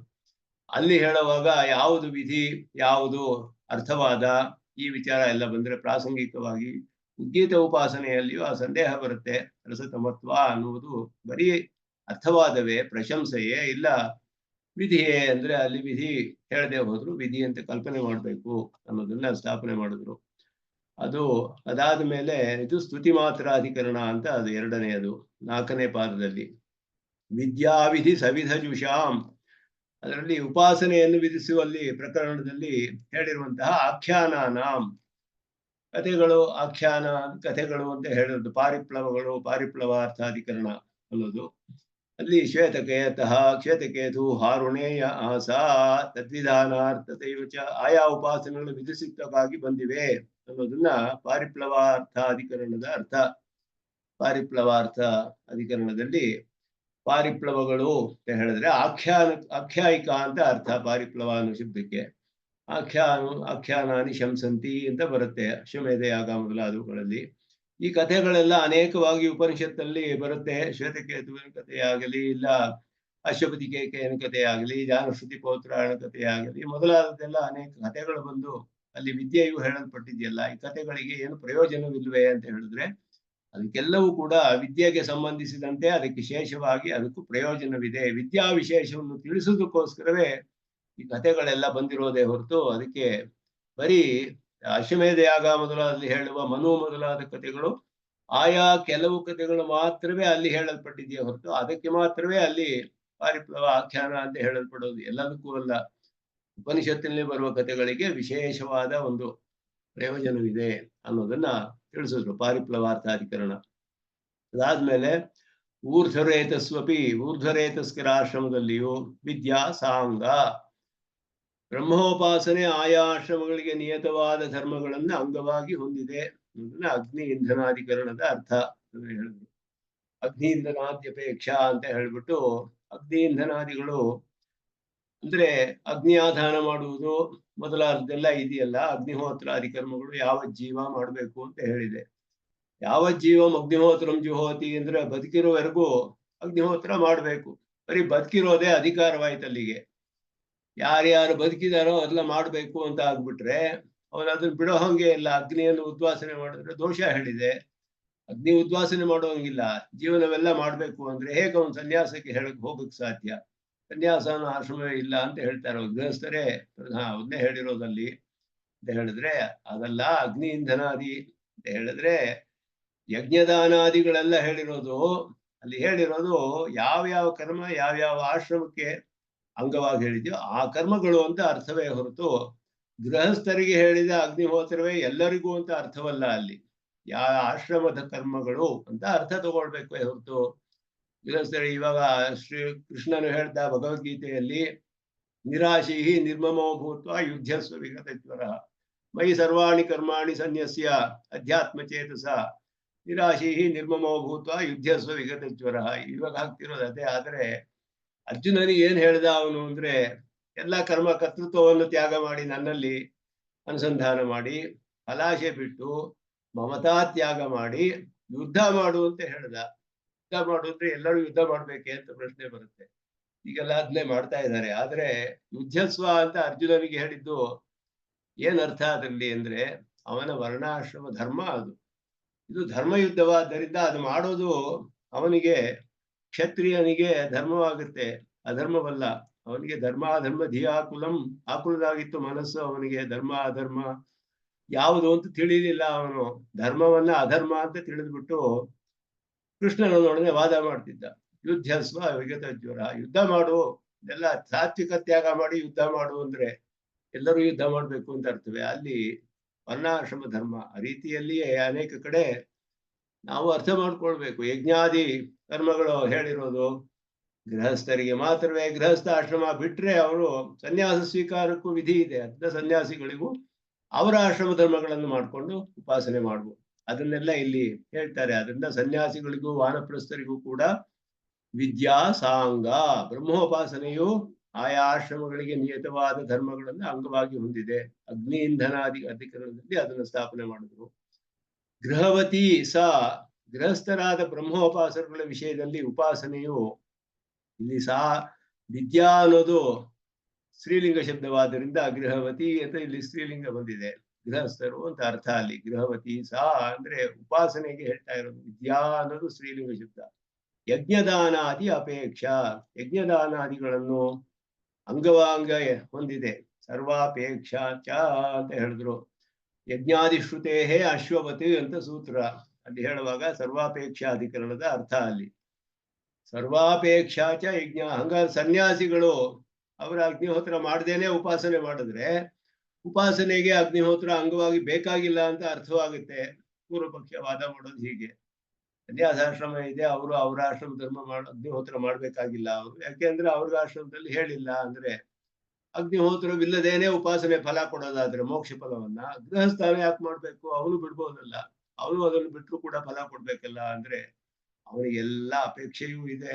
ಸರ್ವಾಪೇಕ್ಷಾ ಚ ಯಜ್ಞಾದಿ ಶ್ರುತೇ, ಯಜ್ಞಾದಿ ಶ್ರುತೆ ಅಲ್ಲಿ ಇರೋದ್ರಿಂದ ಯಜ್ಞದಾನ ಮೊದಲಾದದ್ದು ಹೇಳಿರೋದ್ರಿಂದ ಬ್ರಾಹ್ಮಣ ವಿವಿಧಿಸಂತಿ ಯಜ್ಞೇನ ದಾನೇನ ತಪಸ ಅನಾಶಕೇನ ಹೇಳಿದೆ. ಆಯಾ ವರ್ಣಾಶ್ರಮ ಧರ್ಮಗಳಿಗೆ ಕರ್ಮಗಳು ಹೇಳಿದೆ. ಅದನ್ನು ಮಾಡಿಕೊಂಡೇ ಅವರು ಅಂಗವಾಗಿ ಉಪಾಸನೆಯನ್ನು ಮಾಡಬೇಕೇ ಹೊರತು ಇದೆಲ್ಲ ಬಿಡೋ ಹಾಗಿಲ್ಲ. ಅಶ್ವಪತಿ ಅಂದ್ರು. ಒಂದು ಅಶ್ವಕ್ಕೆ ಸಾಧನ, ಗಮನ ಸಾಧನವಾದ ಅಶ್ವಕ್ಕೆ ಹೇಗೆ ಅದಕ್ಕೆ ಸಲಕರಣೆಗಳು, ಅದಕ್ಕೆ ಕಡಿವಾಣ, ಜೀನು ಮೊದಲಾದ್ದೆಲ್ಲ ಉಪಯೋಗವಾಗುತ್ತೋ ಹಾಗೆ ಉಪಾಸನೆಗೆ ಇದು ಪ್ರಯೋಜನವಾಗುತ್ತೆ ಅನ್ನೋದನ್ನ ಅದು ಸಹಕಾರಿತ್ವೇನ ಚ ವಿಹಿತತ್ವಾಚ ಆಶ್ರಮ ಕರ್ಮಾಣಿ ಸೂತ್ರಗಳಲ್ಲೆಲ್ಲ ಹೇಳ್ತಾರೆ. ಗೃಹಸ್ಥನು ಕೂಡ, ಗೃಹಸ್ಥೋಪಿ ಪ್ರವೃತ್ತಿ ರೂಪವಾದ ಅನೇಕ ಕ್ರಿಯಾನುಷ್ಠಾನಗಳಲ್ಲಿ ಅನ್ವಯಿಸಿದ ಗೃಹಸ್ಥನು ಸಹ. ಈ ಟ್ರಾನ್ಸ್ಲೇಷನ್ ಅದ್ಭುತವಾಗಿ ಮಾಡಿದ್ದಾರೆ ನಮ್ಮ ತಂದೆ. ಬರೀ ಗೃಹಸ್ಥೋಪಿ ಅಂತ ಶ್ಲೋಕದಲ್ಲಿದೆ. ಗೃಹಸ್ಥೋಪಿ ಅಂದ್ರೆ ಪ್ರವೃತ್ತಿ ರೂಪವಾದ ಕ್ರಿಯಾನುಷ್ಠಾನಗಳಲ್ಲಿ ಅನ್ವಯಿಸಿದ ಗೃಹಸ್ಥ ಅಂತ ಅರ್ಥ. ಶಾಂತ್ಯಾದಿ ಅರ್ಹ, ಶಮದಮ ಮೊದಲಾದ ಧರ್ಮಗಳ ಅನುಷ್ಠಾನ ಮಾಡಲಿಕ್ಕೆ ಅರ್ಹನಾಗಿದ್ದಾನೆ. ಶಮದಮಾದಿ ಅಧಿಕರಣಗಳ ಅರ್ಥ ಅದರಲ್ಲಿ ಅದುವೇ ಅರ್ಥ ಬರೋ. ಶಮದಮಾದಿ ಉಪೇತ ಸ್ಯಾತ್ ಅಂತ ಹೇಳಿ ತಥಾಚಿ ತದ್ವಿದೇಹೆ ತದಂಗತೆಯ ತದ್ವಿದೇಹೆ ತೇಷಾಮಪಿ ಅವಶ್ಯಾನುಷ್ಠೇಯತ್ವಾತ್ ಅಂತ ಸೂತ್ರದಲ್ಲಿ ಶಮದಮಾದಿಗಳು ಇಂದ್ರಿಯಗಳನ್ನ ಉಪರತಿಯನ್ನ ಹೇಳುತ್ತೆ. ಕರ್ಮಗಳು, ಅಗ್ನಿಹೋತ್ರಾದಿ ಕರ್ಮಗಳು ಇಂದ್ರಿಯಗಳ ಪ್ರವೃತ್ತಿ ಹೇಳುತ್ತೆ. ಇಂದ್ರಿಯಗಳ ನಿವೃತ್ತಿ ಹೇಳ್ತಿದೆ. ಒಂದಕ್ಕೊಂದಕ್ಕೆ ವಿರೋಧ ಬಂತಲ್ಲ ಅಂತ ಹೇಳಿದ್ರೆ, ನಿವೃತ್ತಿ ಆಗೋದು ಅಪ್ರಾಪ್ತ ವಿಷಯಗಳಿಂದ, ಪ್ರವೃತ್ತಿ ಇರೋದು ಪ್ರಾಪ್ತ ವಿಷಯಗಳಲ್ಲಿ. ಎರಡಕ್ಕೂ ವಿರೋಧವೇ ಇಲ್ಲ ಅಂತ ಹೇಳಿ ಅಪ್ರಾಪ್ತ ವಿಷಯಗಳಿಂದ ನಿವೃತ್ತನಾಗಿ ಪ್ರಾಪ್ತವಾದ ವಿಷಯಗಳಲ್ಲಿ ಪ್ರವೃತ್ತಿ ಇರಬೇಕು. ಕರ್ಮಗಳು ಹೇಳಿರೋದ್ರಿಂದ ಮಾಡಬೇಕು ಅನ್ನೋದನ್ನ ಶಮದಮಾದಿಗಳು ಅತ್ಯಂತ ಅವಶ್ಯಕ. ವಿಧಿಯೂ ಇದೆ. ಶಾಂತೋದ ಅಂತಹ ಉಪರಧಾತಿ ತಿಕ್ಷು ಮೊದಲಾದ ವಿಧಿ ಇದೆ ಅದಕ್ಕೆ ಅಂತ ಹೇಳಿದ್ರು. ಅದಾದ ಮೇಲೆ ಸರ್ವಾನ್ನಾನುಮತಿ ಅಧಿಕರಣ ಅದು ಬರುತ್ತೆ. ಅಲ್ಲಿ ಅವಿಪದಿ, ಪ್ರಾಣಕ್ಕೆ ಅಪಾಯ ಇಲ್ಲದೆ ಇರೋ ಸಮಯದಲ್ಲಿ ವಿದುಷಃ ಅಪಿ, ಬ್ರಹ್ಮವಿದ್ಯಾನಿಷ್ಠನಿಗೂ ಕೂಡ ಎಲ್ಲ ನಿಯಮಗಳು ಇದೆ. ಅವನಿಗೆ ವಿವೇಕ ವಿಮೋಕ ಸಾಧನ ಸಪ್ತಕಗಳನ್ನ ಹೇಳಿದ್ರಲ್ಲ ಭಾಷಿಕಾರರು. ವಿವೇಕ ಮೊದಲು ಹೇಳಿದ್ದ ಸಾಧನ ಸಪ್ತಕದಲ್ಲಿ ವಿವೇಕ, ವಿಮೋಕ, ಅಭ್ಯಾಸ, ಕಲ್ಯಾಣ, ಕ್ರಿಯಾ, ಅನುಧರ್ಷ, ಅನವಸಾದ ಅಂತ ಹೇಳಿದ್ರು. ಅದರಲ್ಲಿ ವಿವೇಕ ಅನ್ನೋದು ಮೊದಲು. ಅದು ಅದುಷ್ಟಾದನ್ನಾದ್ ಕಾಯ ಶುದ್ಧಿ. ಸಾತ್ವಿಕ ಆಹಾರ ಸೇವನೆಯಿಂದ ಕಾಯ ಶುದ್ಧಿ. ಸಾತ್ವಿಕ ಆಹಾರ ಸೇವನೆ ಮೊದಲು ಹೇಳಿದ್ರು. ವಿಮೋಕ ಅನ್ನೋದ್ರಿಂದ ಇಂದ್ರಿಯ ನಿಗ್ರಹ ಮೊದಲಾದದ್ದು ಹೇಳಿರೋದ್ರಿಂದ ಒಬ್ಬ ಬ್ರಹ್ಮವಿದ್ಯಾನಿಷ್ಠನಿಗೆ ಎಷ್ಟೇ ತೇಜಸ್ಸಿದ್ರು ಅವನಿಗೂ ನಿಯಮಗಳಿದೆ.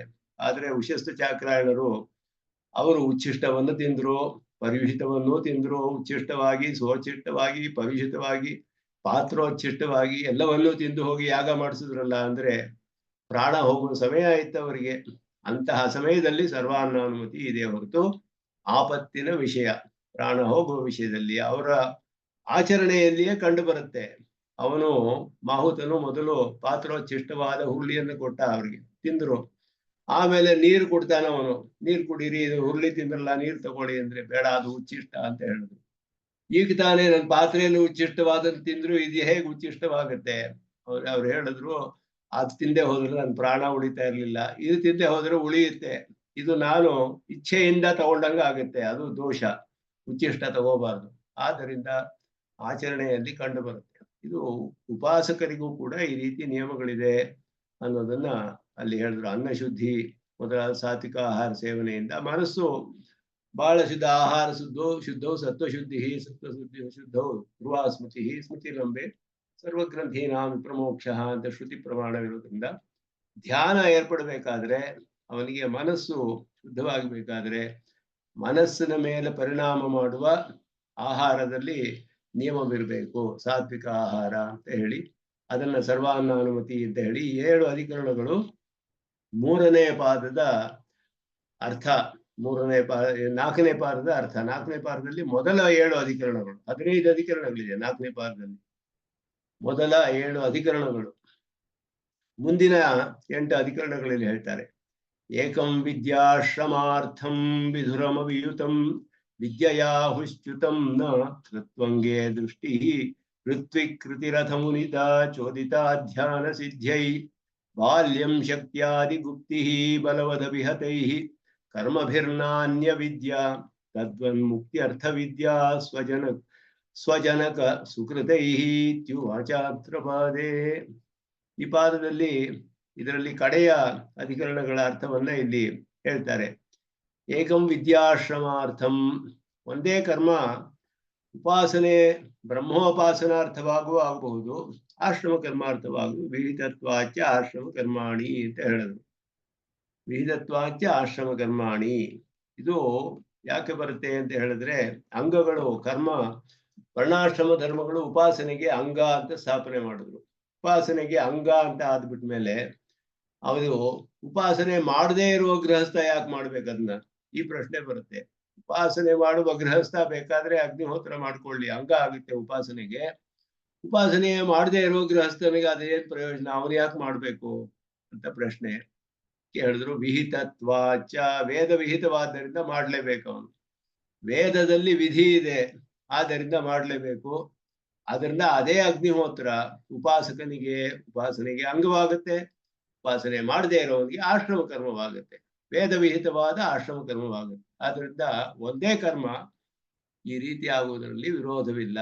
ಇನ್ನೊಬ್ಬ ಉಪಾಸನೆ ಮಾಡದೇ ಇರುವ ಗೃಹಸ್ಥ ಅಗ್ನಿಹೋತ್ರವನ್ನ ಒಬ್ಬ ಬರೀ ಆಶ್ರಮ ಕರ್ಮ ಅಂತ ಮಾಡ್ಬೋದು, ಇನ್ನೊಬ್ಬನು ಸ್ವರ್ಗಾದಿ ಫಲಕ್ಕೂ ಮಾಡ್ಬೋದು. ಅದು ಇದೆ. ಅಗ್ನಿಹೋತ್ರಕ್ಕೆ ಪ್ರಾಜಾಪತ್ಯಾದಿ ಲೋಕಪ್ರಾಪ್ತಿಯು ಹೇಳಿದೆ. ಬೇಕಾದ್ರೆ ಅದನ್ನ ಸಂಕಲ್ಪ ಮಾಡಿಕೊಂಡು ಆ ಫಲಕ್ಕೂ ಮಾಡ್ಬೋದು. ಎಲ್ಲದಕ್ಕೂ ಆಗುತ್ತೆ. ಒಂದು ಕರ್ಮಕ್ಕೆ ವಿನಿಯೋಗ ಪೃಥಕ್ತ್ವ ಅಂತ ನ್ಯಾಯ ಜೈಮಿನಿ ಹೇಳಿರೋದು ಪೂರ್ವಮೀಮಾಂಸೆಯಲ್ಲಿ ಸ್ಥಾಪನೆ ಮಾಡ್ತಾರೆ. ಒಂದೇ ಕರ್ಮವನ್ನ ಸಂಕಲ್ಪ ಭೇದದಿಂದ ಬೇರೆ ಬೇರೆ ಪ್ರಯೋಜನಗಳಿಗೆ ಉಪಯೋಗಿಸ್ಬೋದು ಒಂದು ಕರ್ಮವನ್ನ. ಹಾಗೆ ಮಾಡಿಯೇ ನಾವು ಸಾತ್ವಿಕ ತ್ಯಾಗ ಮಾಡೋದು. ಇವಾಗ ಎಲ್ಲಾ ಕರ್ಮಗಳನ್ನು ನಾವು ಭಗವದಾರಾಧನಾ ಅಂತ ಮಾಡಿಬಿಟ್ರೆ ಸಂಕಲ್ಪ ಬೇರೆ ಆಗೋಯ್ತು. ಜ್ಯೋತಿಷ್ಠೋಮ ಯಾಗವನ್ನು ಒಬ್ಬ ಮಾಡ್ತಾನೆ, ಒಬ್ಬ ಮುಮುಕ್ಷು ಮಾಡಿದ್ರೆ ಸ್ವರ್ಗಕ್ಕೋಸ್ಕರ ಮಾಡುವುದಿಲ್ಲ, ಭಗವದಾರಾಧನಾ ಅಂತ ಮಾಡಿದ್ರೆ ಬೇರೆ ಆಗ್ಬಿಡುತ್ತೆ. ಅದು ಇವನಿಗೆ ಭಗವನ್ ಆರಾಧನ ರೂಪವಾಗಿ ಆಗ್ಬಿಡುತ್ತೆ, ಭಗವಂತನ ಪ್ರೀತಿಗೆ ಆಗ್ಬಿಡುತ್ತೆ. ಆದ್ದರಿಂದ ಸಂಕಲ್ಪ ಭೇದದಿಂದ ಒಂದೇ ಕರ್ಮ ಬೇರೆ ಬೇರೆ ರೀತಿಯಲ್ಲಿ ವಿನಿಯೋಗ ಮಾಡಬಹುದು, ಬೇರೆ ಬೇರೆ ಪ್ರಯೋಜನಗಳಿಗೆ. ಅದನ್ನ ವಿಹಿತತ್ವಾಧಿಕರಣದಲ್ಲಿ ವಿಹಿತತ್ವಾಚ್ಯ ಆಶ್ರಮ ಕರ್ಮಾಣಿ ಸಹಕಾರಿತ್ವೇನಿಚ, ಅದು ಅವನಿಗೆ ಪ್ರಯೋಜನವೂ ಆಗುತ್ತೆ ಉಪಾಸನೆಗೆ ಅಂತ ಹೇಳಿ ಪ್ರತಿಬಂಧಕಗಳನ್ನೆಲ್ಲ ನಾಶ ಮಾಡುತ್ತೆ, ಪೂರ್ವ ಪ್ರಬಲ ಇದು ಪ್ರಾರಬ್ಧ ಕರ್ಮಗಳದು ಅಂತೆಲ್ಲ ಹೇಳಿದ್ರು. ಅದಾದ್ಮೇಲೆ ಇದು ಕರ್ಮದ ವಿಷಯವೇ ಎಲ್ಲ ಬಂದ್ಮೇಲೆ ವಿಧುರಗಳ ಅನಾಶ್ರಮಿಗಳು ಇದ್ದಾರೆ, ವಿಧುರರು, ಅವರಿಗೆ ಅಗ್ನಿ ಕರ್ಮಗಳು ಇಲ್ಲವಲ್ಲ, ಅಗ್ನಿಹೋತ್ರಾದಿ ಕರ್ಮಗಳು, ಅವರಿಗೆ ಹೇಗೆ ಅವರಿಗೆ ಉಪಾಸನೆ ಮಾಡೋಕ್ಕೆ ಆಗಲ್ವೇ ಅನ್ನೋದು ಪ್ರಶ್ನೆಯಲ್ಲಿ.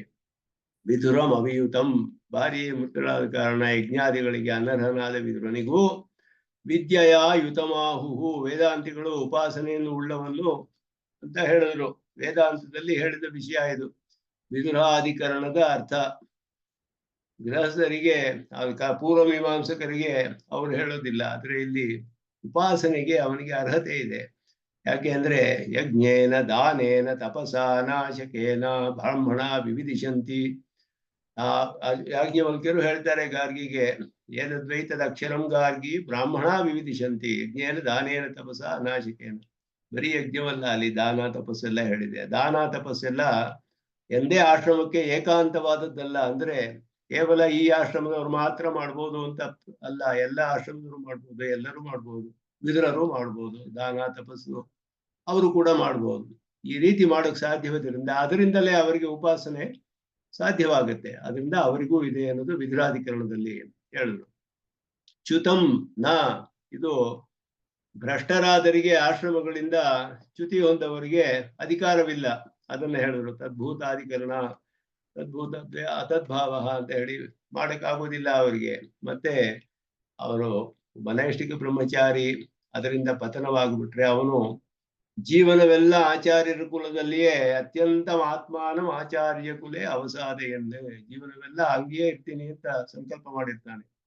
ಅಲ್ಲಿಂದ ಚ್ಯುತಿ ಹೊಂದಿದ್ರೆ ಅವನಿಗೆ ಸಾಧ್ಯವಿಲ್ಲ. ವಾನಪ್ರಸ್ಥನು ಕಾಡಿಗೆ ಹೋದನು ನ ಪುನರೇಯಾತ್, ಮತ್ತೆ ಗ್ರಾಮಕ್ಕೆ ಬರೋ ಹಂಗಿಲ್ಲ.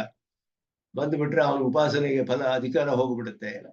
ಸನ್ಯಾಸಿಗೂ ಹಾಗೆ, ಅಗ್ನಿಯನ್ನು ಇದ್ ಮಾಡಿ ಉದ್ವಾಸನೆ ಮಾಡಿ ಮತ್ತೆ ಅವನು ಸ್ವೀಕಾರ ಮಾಡೋ ಹೋಗಿಲ್ಲ, ಗೃಹಸ್ಥನಾಗ ಹೋಗಿಲ್ಲ, ಉದ್ವಾಸನೆ ಮಾಡಿ ಅಲ್ಲಿಗೆ ಸನ್ಯಾಸಿ ಆಗೇ ಇರಬೇಕು ಜೀವನವೆಲ್ಲ. ಗೃಹಸ್ಥನಾದ್ರೆ ಉಪಾಸನೆಗೆ ಅಧಿಕಾರವಿಲ್ಲ, ಆಶ್ರಮ ಚ್ಯುತಿ ಆದವರಿಗೆ ಅಧಿಕಾರವಿಲ್ಲ ಅನ್ನೋದನ್ನ ಅದನ್ನು ತದ್ಭೂತಾಧಿಕರಣದಲ್ಲಿ ಸ್ಥಾಪನೆ ಮಾಡಿದ್ರು.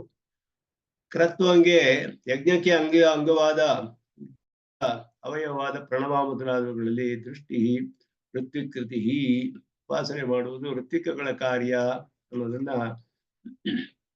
ಉಪಾಸನೆ ಆದ್ರಿಂದ ಇದು ಯಜಮಾನನು ಮಾಡ್ಬೋದಲ್ಲ, ಯಜಮಾನ ಯಾಕೆ ಮಾಡಬಾರ್ದು ಇದನ್ನ ಅಂತ ಅರ್ಥ. ಅಂದ್ರೆ ಉಪಾಸನೆಗೆ ಈ ಉದ್ಗೀತ ಉಪಾಸನೆ ಅನ್ನೋದು ಮಾತ್ರ ಕರ್ಮಕ್ಕೆ ಅಂಗವಾದ ಉದ್ಗೀತ ಸಾಮಕ್ಕೆ ಅದಕ್ಕೆ ಸೇರಿದ ಹಾಗೆ ಬರುವಂತದ್ದು. ಕರ್ಮಾಂಗವನ್ನು ಆಶ್ರಯಿಸಿದ ಉಪಾಸನೆ ಉದ್ಗೀತ ಉಪಾಸನೆ ಅಂತ ಅರ್ಥ. ಕರ್ಮಾಂಗವಾದ ಉದ್ಗೀತವನ್ನ ಆಶ್ರಯಿಸಿರುವಂತಹ ಉಪಾಸನೆ ಅದು. ಆ ಉದ್ಗೀತವನ್ನ ಉದ್ಗಾತ ಮಾಡ್ತಾನೆ, ಗಾನ ಮಾಡ್ತಾನೆ ಅವನು. ಆದ್ರೆ ಅದು ಧ್ಯಾನ ಮಾಡ್ಬೇಕಾದ್ದು ಅವನು ಯಜಮಾನ ಮಾಡ್ಬೋದಲ್ಲ, ಯಜಮಾನನೇ ಮಾಡ್ಬೇಕಲ್ವಾ. ಯಾಕೆ ಅಂದ್ರೆ ಯಾರು ಮಾಡ್ತಾರೋ ಶಾಸ್ತ್ರ ಫಲಂ ಪ್ರಯೋಕ್ತರಿ ಅಂತ ನ್ಯಾಯವಿದೆ. ಯಾರಿಗೆ ಬೇಕೋ ಅವ್ರಿಗೆ ಫಲ, ಯಾರಿಗೆ ಬೇಕೋ ಅವರೇ ಶಾಸ್ತ್ರವನ್ನು ಮಾಡ್ಬೇಕು. ಆದ್ರೆ ಶಾಸ್ತ್ರ ಫಲ ಯಾರು ಮಾಡ್ತಾರೋ ಅವನಿಗೆ ಬರ್ಬೇಕು.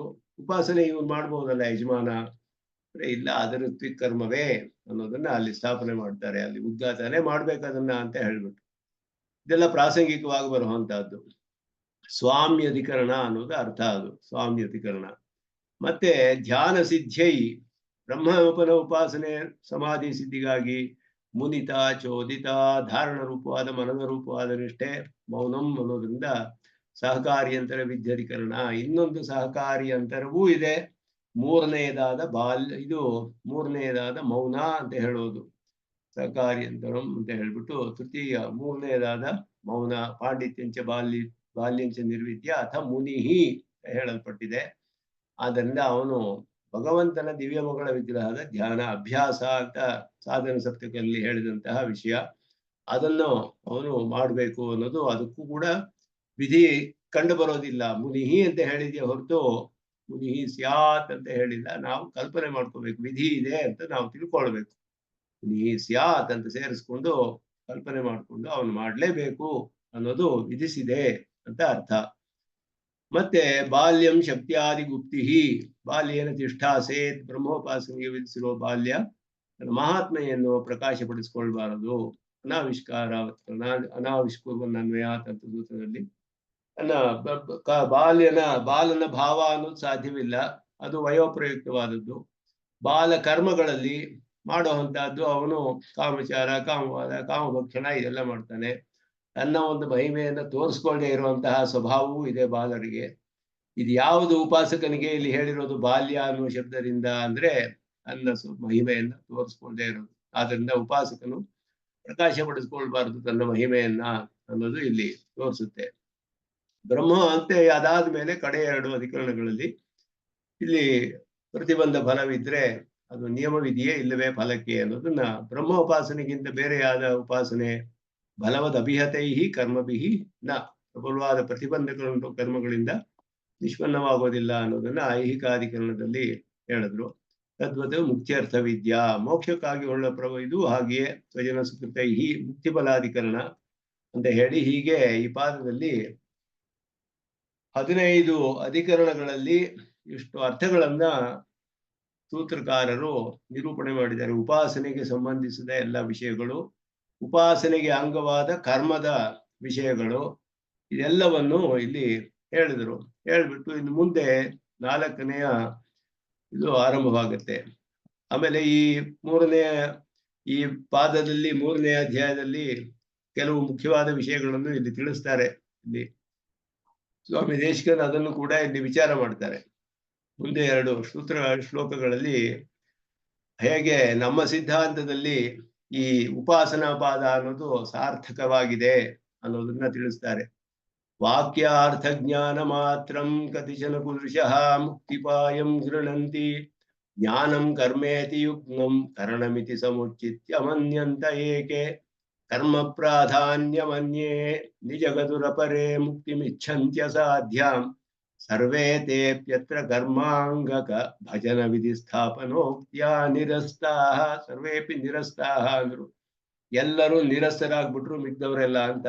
ಯಾರ್ಯಾರು ಅಂತ ಹೇಳಿದ್ರೆ ಕತಿಶನ ಕುದೃಶಃ ಮಾಯಾವಾದಿಗಳೇ ಮೊದಲಾದ ಕುದೃಷ್ಟಿಗಳು, ವೇದಕ್ಕೆ ಅಪಾರ್ಥಗಳನ್ನು ವೇದ ಮಂತ್ರಗಳಿಗೆ ಮಾಡುವಂತಹವರು. ವಾಕ್ಯಾರ್ಥ ಜ್ಞಾನ ಮಾತ್ರಂ ಕೇವಲ ವಾಕ್ಯಾರ್ಥ ಜ್ಞಾನವನ್ನೇ ಮೋಕ್ಷೋಪಾಯಂ ಗೃಣಂತಿ ಮೋಕ್ಷಕ್ಕೆ ಉಪಾಯ ಅಂತ ಹೇಳ್ತಾರೆ.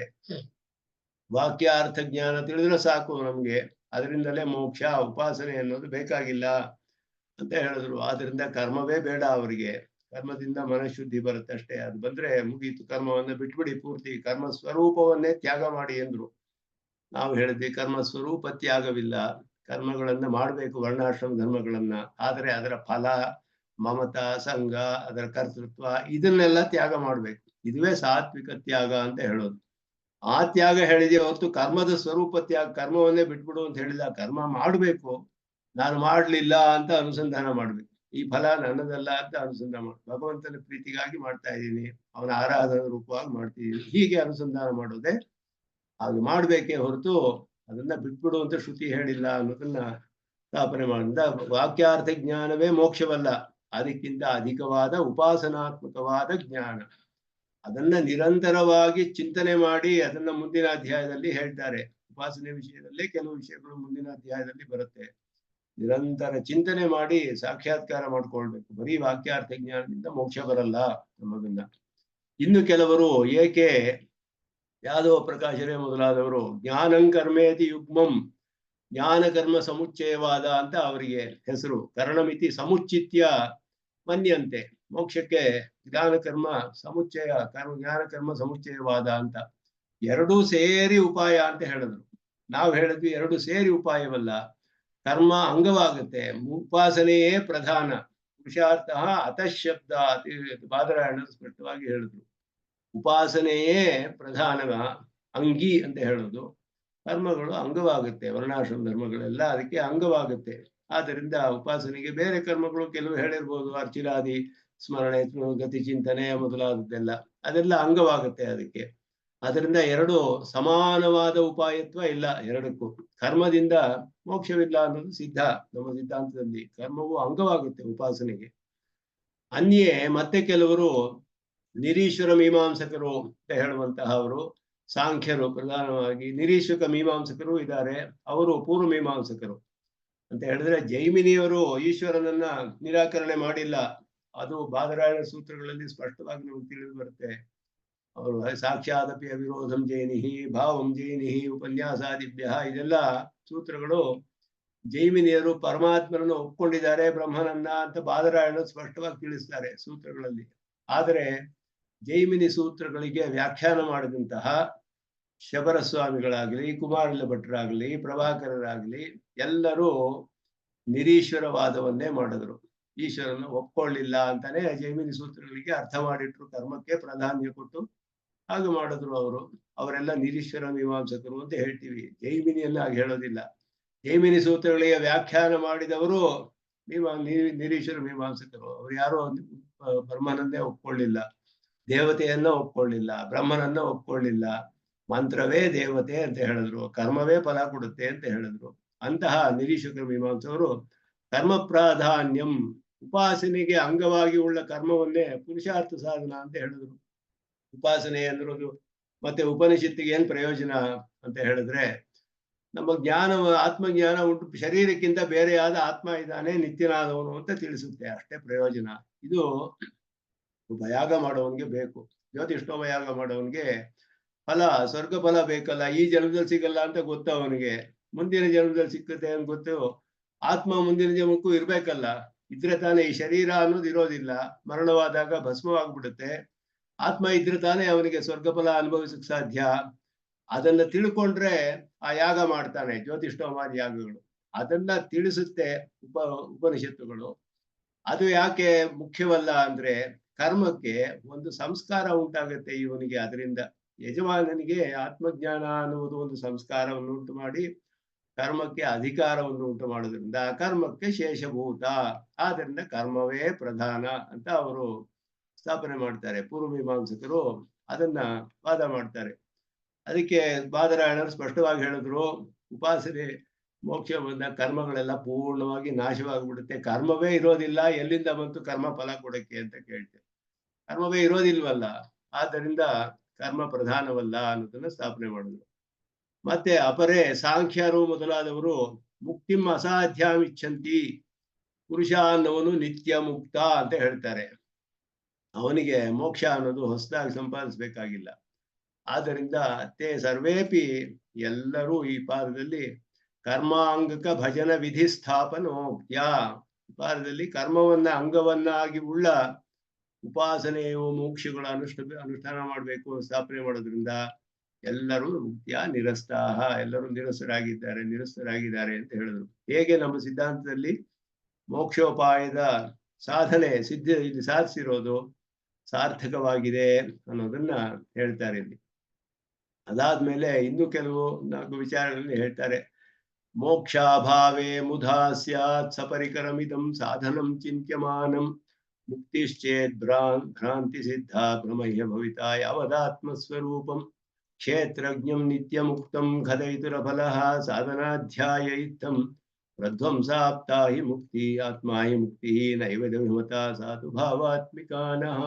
ಈ ಸೂತ್ರದಲ್ಲಿ, ಶ್ಲೋಕದಲ್ಲಿ ಮೋಕ್ಷಾಭಾವೇ ಅಂತ ಹೇಳಿದ್ರು. ಜೀವ ನಿತ್ಯ ಮುಕ್ತ ಹೇಳುವ ವಾದಿಗಳು ಮೋಕ್ಷ ಅನ್ನೋದು ಹೊಸದಾಗಿ ಬರೋದಿಲ್ಲ, ಮುಕ್ತನೇ ಯಾವಾಗ್ಲೂ ಅವನು ಅಲ್ಲ ಅಂತ ಭ್ರಮೆ ಬಂದ್ಬಿಟ್ಟಿದೆ ಅಷ್ಟೇ. ಅವನಿಗೆ ಭ್ರಮೆ ಹೋದ್ರೆ ಅವನು ತನ್ನ ಇದ್ರಲ್ಲಿ ಇರ್ತಾನೆ ಅಂತ ಹೇಳಿದ್ರು. ಮಾಯಾವಾದಿಗಳು ಅಭಿಪ್ರಾಯ, ಮೋಕ್ಷ ಅನ್ನೋದು ಹೊಸದಾಗಿ ಉಂಟಾಗೋದಿಲ್ಲ, ಉಂಟಾಗೋದೆಲ್ಲ ನಾಶವಾಗಬೇಕು. ಅವರಿಗೆ ಪ್ರಕಾರ ನ್ಯಾಯದರ್ಶನ ಹೇಳೋದು ಯದ್ಯದ್ ಉತ್ಪದ್ಯತೆ ತತ್ತತ್ ನಶ್ಯತಿ, ಉತ್ಪನ್ನವಾಗೋದೆಲ್ಲ ನಾಶವಾಗುತ್ತೆ. ಜಾತಸಿ ಧ್ರುವೋ ಮೃತ್ಯು ಅಂತ ಹೇಳಿರೋ ಹಾಗೆ ಆ ನ್ಯಾಯ, ಉತ್ಪನ್ನವಾಗೋದೆಲ್ಲ ಕಾರ್ಯವೆಲ್ಲ ನಾಶವಾಗಬೇಕು. ಅದನ್ನ ನಿತ್ಯವಾಗಿ ಇರೋದು ಕಾರ್ಯವಾಗೋದಿಲ್ಲ, ಕಾರಣವೇ ಇರೋದಿಲ್ಲ, ಅದಕ್ಕೆ ಯಾವತ್ತೂ ಇರುತ್ತೆ. ಉತ್ಪತ್ತಿ ನಾಶಗಳು ಹಿಂದೆ ಇರೋದು ನಿತ್ಯ, ಉತ್ಪತ್ತಿ ಆದ್ರೆ ನಾಶವಾಗ್ಬೇಕು. ಆದ್ರಿಂದ ಮೋಕ್ಷ ಉತ್ಪನ್ನವಾಗಿ ಸಾಧ್ಯವಿಲ್ಲ, ಉತ್ಪನ್ನವಾದ್ರೆ ನಾಶವಾಗ್ಬಿಡುತ್ತೆ ತಿರ್ಗಾ ಅಂತ ಅವರ ವಾದ. ಅದು ಸಪರಿಕರಂ ಚಿಂತ್ಯಮಾನಂ ಇದಂ ಸಾಧನಂ, ಕರ್ಮ ಶಮತಮಾದಿ ಪರಿಕರಗಳು ಇವು ಸೇರಿದಂತೆ ವಿಚಾರ ಮಾಡಿರುವ ಉಪಾಸನಾ ರೂಪ ವ್ಯರ್ಥ ಅವರಿಗೆ. ಮುಧಾಸ್ಯಾತೆ, ಯಾಕೆ ಮಾಡ್ಬೇಕು ಮತ್ತೆ ಇಷ್ಟೆಲ್ಲ ಕರ್ಮವಲ್ಲ ವಿಚಾರ ಮಾಡಿ, ಎಲ್ಲ ಐಕ್ಯ ವಿದ್ಯಾ ಭೇದ ಶಮತಮಾದಿಗಳು ಬಾಲ್ಯ ಮೌನ ಇದೆಲ್ಲ ವ್ಯರ್ಥ ಅವರಿಗೆ ವಿಚಾರ ಮಾಡೋದು ಅಂತ ಹೇಳಿದ್ರು. ಆದ್ದರಿಂದ ಅವರ ಮತ ಯುಕ್ತವಲ್ಲ. ಯಾಕೆಂದ್ರೆ ಬಾದರಾಯಣರು ವಿಚಾರ ಮಾಡಿದ್ದಾರೆ, ಇದೆಲ್ಲ ಪ್ರಧಾನ ಅಂತ ಹೇಳಿದ್ದಾರೆ. ಇದರಲ್ಲಿ ಸುಮಾರು 64, 46 ಅಂದ್ರೆ 112 ಸೂತ್ರಗಳು ಬರೀ ಉಪಾಸನೆ ವಿಷಯ ಹೇಳಿದ್ದಾರೆ ಬಾದರಾಯಣರು. 112 ಸೂತ್ರಗಳು ಹೇಳ್ಬೇಕಾದ್ರೆ 545ರಲ್ಲಿ ಅದಕ್ಕೆ ಬಾದರಾಯಣರು ಎಂತಹ ಸ್ಥಾನ ಕೊಟ್ಟಿದ್ದಾರೆ ತಿಳಿಯುತ್ತೆ ನಮ್ಗೆ. ಬರೀ ವ್ಯರ್ಥವಾದ್ರೆ ಬೇಕಾಗಿಲ್ಲ ಅಂತ ಹೇಳಿದ್ರೆ ಯಾಕೆ ಮಾಡ್ಬೇಕು ಇಷ್ಟೊಂದು ವಿಚಾರ ಅಂತ ಅರ್ಥ ಇದೆ. ಮುಕ್ತಿ ಭ್ರಾಂತಿ ಸಿದ್ಧ ಚೇತ್, ಮೋಕ್ಷ ಭ್ರಾಂತಿಯಿಂದ ಸಿದ್ಧವಾದ ಫಲ ಅಂತ ಕೆಲವರು ಹೇಳ್ತಾರೆ. ಅವ್ರು ಹೇಳಿದ್ರೆ ಯಾವದಾತ್ಮಸ್ವರೂಪಂ ಭ್ರಮೋ ಭವಿತ, ಆತ್ಮ ಇರೋಷ್ಟು ಭ್ರಮೆಯೇ ಇರುತ್ತೆ, ನಿಮ್ಗೆ ಯಾವತ್ತೂ ಭ್ರಮೆ ಹೋಗೋದೇ ಇಲ್ಲ ಅಂದ್ರು.